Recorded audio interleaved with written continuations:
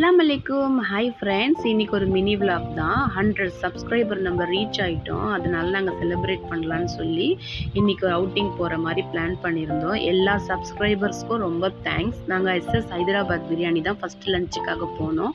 அங்கே போயிட்டு சிக்கன் பிரியாணியும் தந்தூரி சிக்கனும் ஆர்டர் பண்ணியிருந்தோம். 2 பேர் சாப்பிட்ற மாதிரி தான் பண்ணியிருந்தோம், அதிகமாக எதுவுமே பண்ணலை.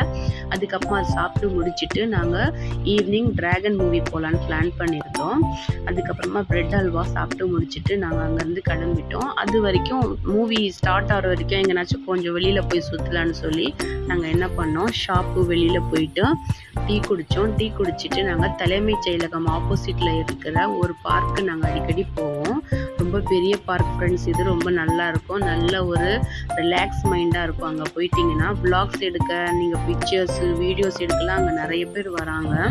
இதே மாதிரி ஃபேமிலிஸோட பசங்களோட வராங்க.